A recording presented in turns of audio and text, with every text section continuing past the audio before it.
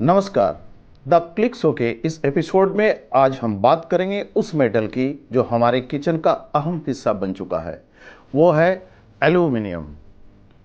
Aluminium का आविष्कार 19वीं सदी में हुआ और 1825 में पहली बार डेनमार्क के वैज्ञानिक हंस क्रिस्टियन ऑर्स्टेड ने इसे बॉक्साइट से शुद्ध रूप से अलग किए।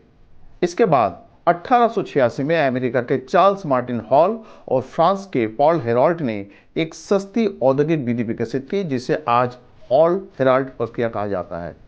इसी के बाद एल्युमिनियम आम लोगों के पहुंच में आया। अगर रसोई की बात करें तो 20वीं सदी की शुरुआत यानी लगभग 1900 से 1920 के दशक के बीच एल्युमिनियम के बर्तन बड़े पैमाने पर इस्तेमाल होने लगे।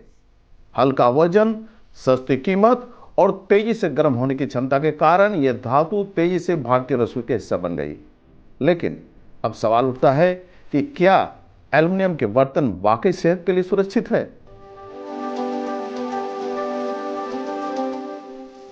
इसे जानने के लिए सबसे पहले हमें यह जानना पड़ेगा कि एल्युमिनियम शरीर में प्रवेश कैसे करता है। आइए इसे हम बहुत सिंपल लैंग्वेज में समझते हैं। एल्युमिनियम हमारे शरीर में दो मुख्य रास्तों से प्रवेश करता है, एक भोजन के माध्यम से और दूसरा हवा यानी सांसों के जरिए। जहां तक भोजन की बात है तो इसका खतरा भोजन पकाते समय ही शुरू हो जाता है। जब हम एल्युमिनियम के बर्तन में एसिडिक फूड जैसे कि टमाटर, नींबू, इमली या स्पाइसी ग्रेवी पकाते हैं तो मेटल का कुछ छोटा हिस्सा भोजन में मिक्स हो सकता है। इसे लीचिंग कहते हैं। साथ ही कुछ प्रोसेस्ड फूड, बेकिंग पाउडर और पैकेज आइटम में भी ट्रेस अमाउंट में एल्युमिनियम हो सकता है। ये क्वांटिटी आमतौर पर बहुत कम होती है, लेकिन रोज रोज अगर एक्सपोजर हो तो धीरे धीरे बॉडी में जमा होने की पॉसिबिलिटी रहती है। दूसरा खतरा वैसे इंडस्ट्रियल एरियाज में ज़्यादा होता है जहां बॉक्साइट का माइनिंग होता हो या एल्युमिनियम फैक्ट्री हो।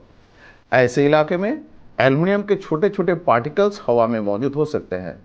जब हम ऐसी पॉल्यूटेड एयर को इनहेल करते हैं तो माइक्रोस्कोपिक पार्टिकल लंग्स के थ्रू बॉडी में जा सकता है।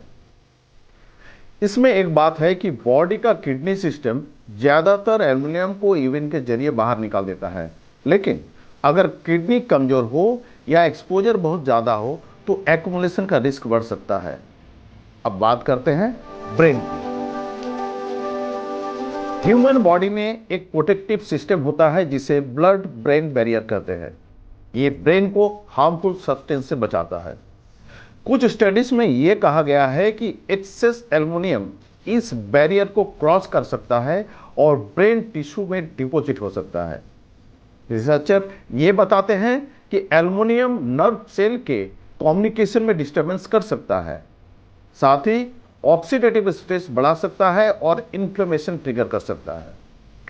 ऑक्सीडेटिव स्ट्रेस का मतलब सेल पर एक्स्ट्रा केमिकल प्रेशर, जिससे सेल डैमेज हो सकता है। अब बात आती है अल्जाइमर डिजीज की।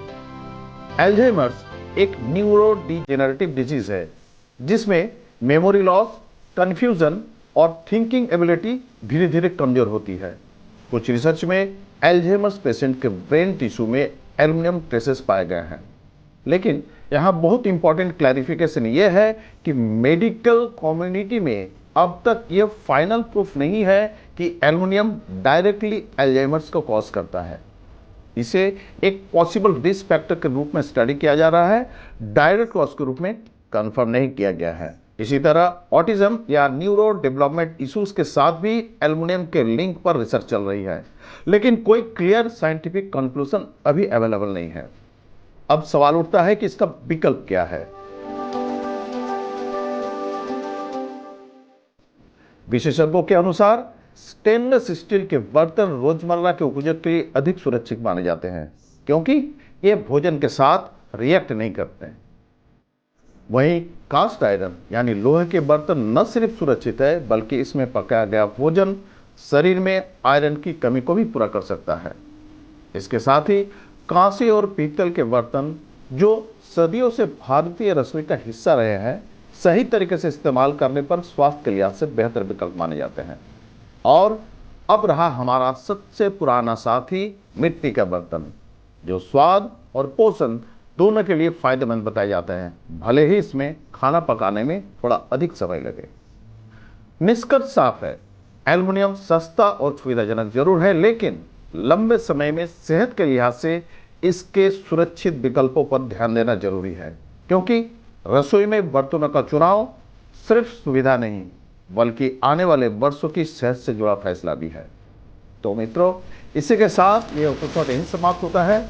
अगर वीडियो आपको अच्छी लगी हो तो इसे लाइक और शेयर करना ना भूलें। धन्यवाद।